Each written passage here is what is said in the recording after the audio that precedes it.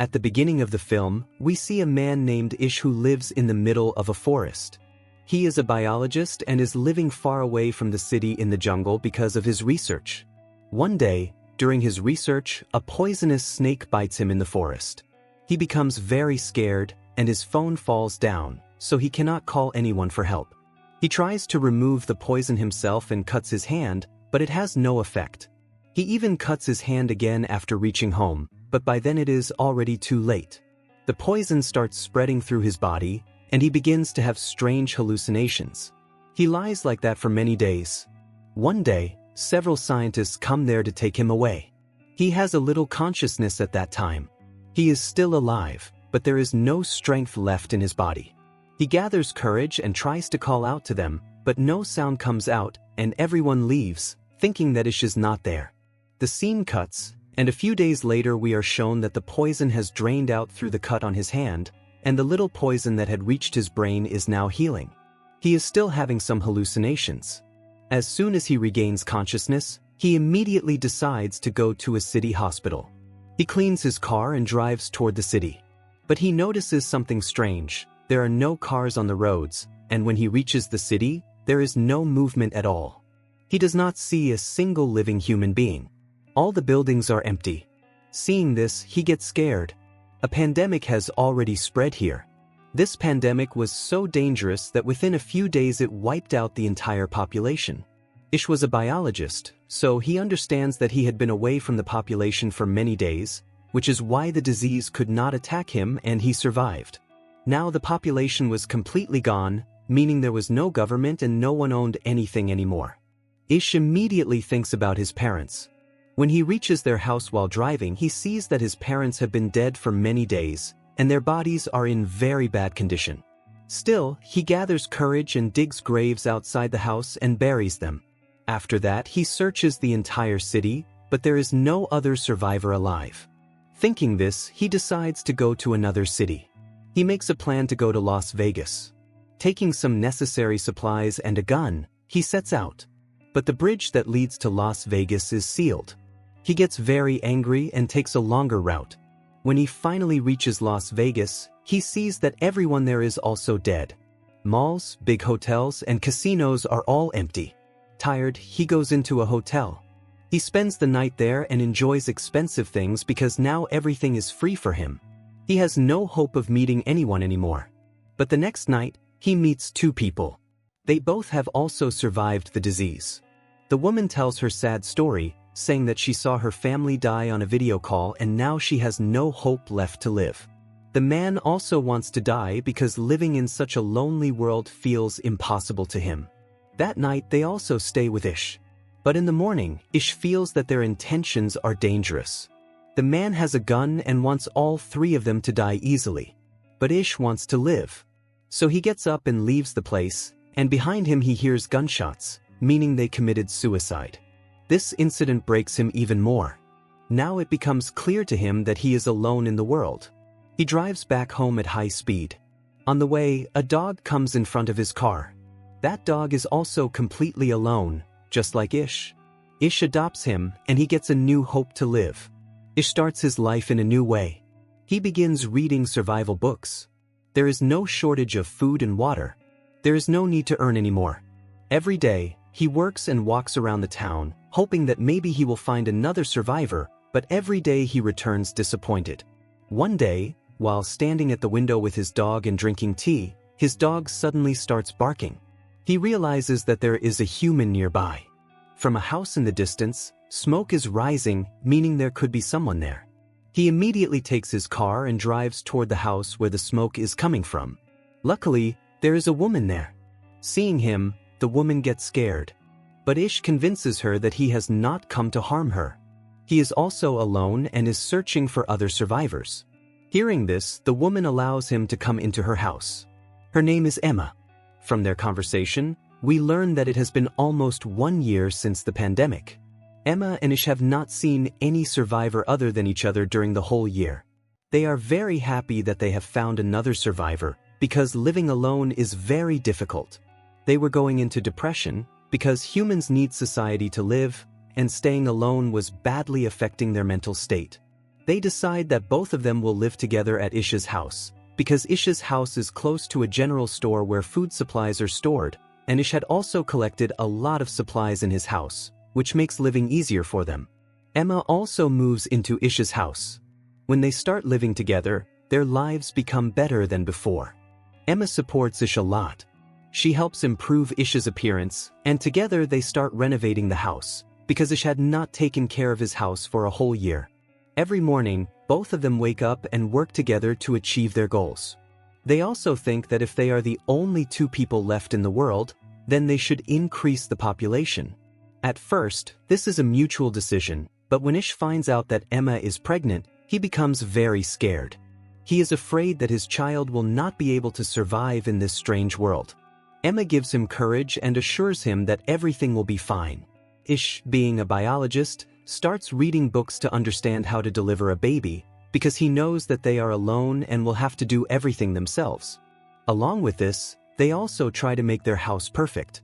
Ish installs solar panels so that there will be no shortage of electricity, because a lot of time has passed since the pandemic.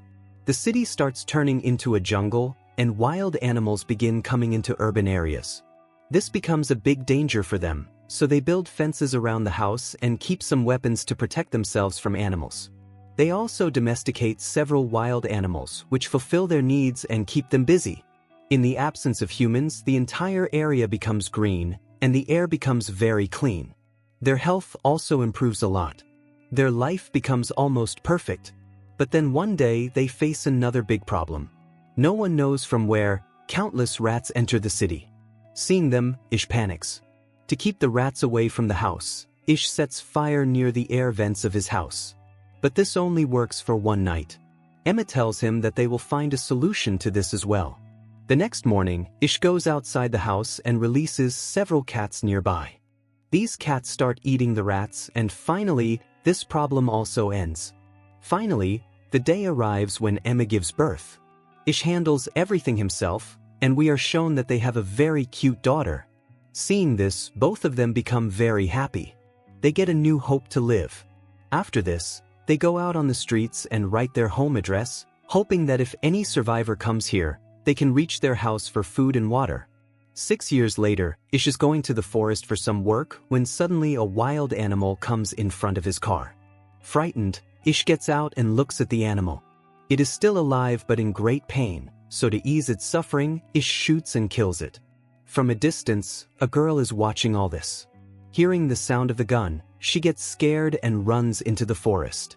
Ish also sees her running and immediately chases after her to catch her. The girl thinks that Ish will harm her, but Ish is not like that. He is also searching for survivors. When he gives the hungry girl an apple to eat, she understands that Ish is not a bad person. Ish wants to take her to his house, but the girl does not sit with him in the car and instead sits in the back trunk. When they return home, the girl is still not ready to come out of the trunk. Inside the house, we see that over the years, Ish and Emma now have 2 children, and Emma is about to have their 3rd child. They have written their address everywhere in the town, and by seeing that address, 2 more survivors come to live with them. Their names are George and Marina, and for the past 1 year, these 2, along with Ish and Emma, have been living together. Because there was no shortage of anything here.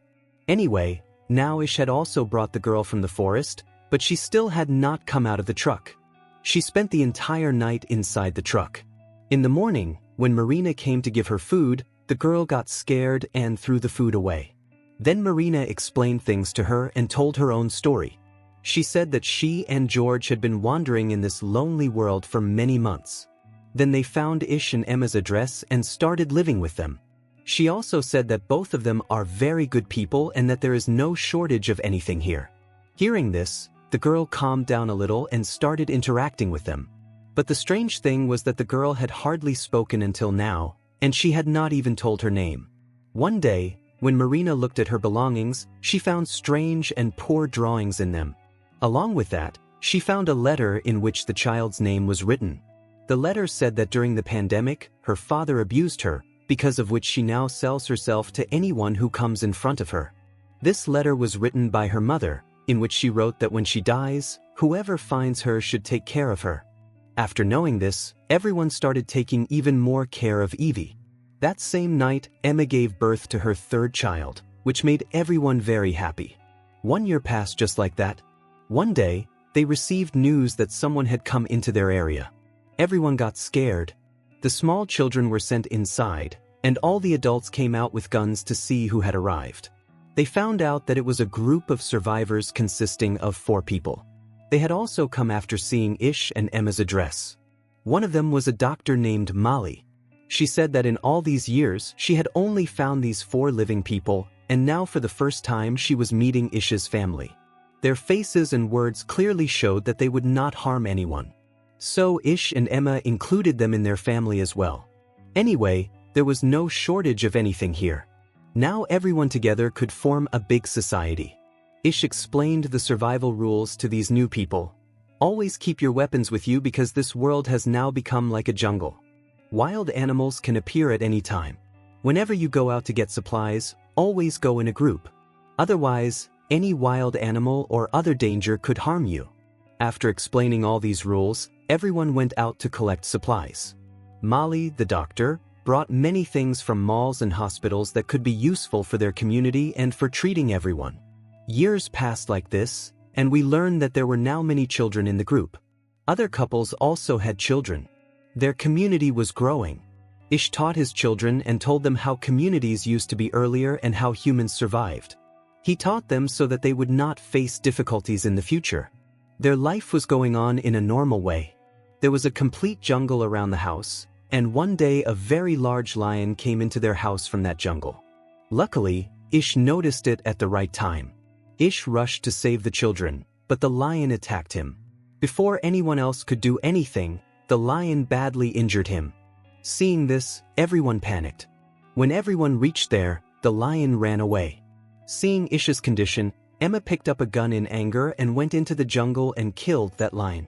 In time, with everyone's help and Molly's assistance, they saved Ish's life and then started his treatment. After many weeks, Ish recovered and became normal again.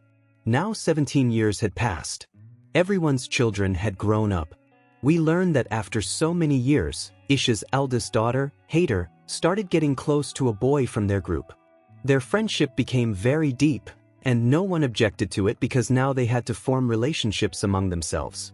Hader and that boy wanted to explore the world and hoped that they might find more survivors. So they wanted to go outside the town. No one objected to this. Everyone gave them guns and essential items and sent them on their journey. But after they left, another problem arose. They had all the resources, but now a shortage of water started appearing. When they went to the dam, they found out that the water in the dam was running out, and this problem could become life-threatening for them. A few days later, another group of survivors came to their area. They had 2 trucks, but they were short on petrol, which they came to ask Ish for. In return, they said that they could solve their water problem because they had a drilling machine, and water could still be extracted by digging the ground. Ish did not find this offer bad. He allowed these people to stay in his community but warned everyone to be careful because these survivors could be dangerous. Then it is shown that these people were now drilling at Ish's house according to the deal. After many days of hard work, water finally came out, and everyone was very happy. The deal was completed. Ish's people also gave them oil, and that night everyone celebrated together. In the morning, these people were supposed to leave. But Ish saw that the leader of this group, Charlie, was secretly coming out of one of their rooms at night, and another man was watching him outside. When Ish went to check, he found out that Charlie had tortured Evie. Ish immediately informed his entire community about this. This was truly very dangerous. Evie said that Charlie was saying that now he would not go anywhere from here because there were a lot of supplies here and he also had many guns. Hearing this, everyone got scared, and Ish felt that now he would have to kill Charlie. If he did not kill Charlie, Charlie would destroy the entire community that they had built over so many years. Everyone was waiting to kill Charlie, but some people said that there were already very few people left in this world. If they killed Charlie, the population would decrease even more. Then Ish said that if they did not kill Charlie, they would all die. After that, everyone made a plan and went outside and surrounded Charlie from all sides. Before Charlie could say anything, Ish killed him with a hammer and buried him. After doing all this, Ish felt very bad. For the first time, he had killed someone for his own survival. He knew that it was not wrong. He did it to protect his community, but still his heart was heavy. In the morning, Ish and everyone told Charlie's group that they had killed their leader Charlie because he had tortured a girl from their community. Hearing about Charlie's death, his entire group was not sad. Instead, some people said that Charlie had taken a lot of advantage by being a leader and that he also tortured the girls in his group. So everyone was happy about Charlie's death except his friend, who angrily shouted in protest. Ish then told Charlie's entire group that they had no enmity with anyone. They could all live here peacefully, but not this boy, because he smelled like Charlie too and could become a danger to them. Everyone else agreed. As punishment, they expelled Charlie's friend from their community. At first, the boy ran away, but later he realized that he could not survive alone outside, so he came back. But Ish did not accept him back for the security of his community. It is shown that all the children of the community were trying to build a plane using old research. They believed that they would prepare the plane in a few days. But before that, their community faced another major problem. Many people got infected with the same virus that had spread 20 years earlier. Until now, all survivors were immune. Molly had many medicines and treated everyone, but Ish's son became very seriously ill. His condition was very bad, which broke the entire community. Meanwhile, Ish's eldest daughter Hader returned home alone, crying. Everyone asked her about her partner. Crying, she told them that when they went on the journey, they searched many cities, looked for survivors, and checked every house, but found no one. They kept writing their home address everywhere. Then they reached a place where they found a man in the jungle. That man killed Hader's partner and said that this was revenge for Charlie. It was clear that he was the same man whom Ish had expelled from the community. Hader said, "What could I do to save my life? I killed him too and then quickly returned home." Hearing this, everyone became very sad. They had not even recovered from this grief when Ish's second son also died. The matter did not stop there. After the death of Ish's son, 3 more members died. This incident completely broke Ish. Now he did not want to live in this world anymore. He wanted to give up everything. But Emma supported him, just like before when they were alone. Emma said, "Look, when we found no one, the 2 of us started life together, and today we have become such a big group. We have to move this world forward. If you give up like this, who will teach the children of the group?" Hearing this, Ish gained some courage. He went to the mountain to watch the sunrise. That sunrise was different from the sunrises of the old world. Earlier, nature's colors used to look dull. Now everything looked fresh. Seeing this, Ish realized that this was not the old world. This was a new world. He had been teaching his children to live like the old world, which was wrong. Now he had to teach his children how to survive in the new world. After returning home, he gave a speech to the children. "We have been going in the wrong direction. We have been trying to live like the old world. But when the old world does not even exist, then why train for surviving in it? This is a new world and we have to move according to it." He said that from now on, they would learn only what nature teaches them and what is necessary to survive in this world. Communication in this world had completely stopped, so they decided to create their own communication network. They built a new radio again, which strengthened their communication. After this, Ish started organizing new social events every day, through which the children understood how humans survive by living together. Now Ish did not keep his efforts limited only to himself.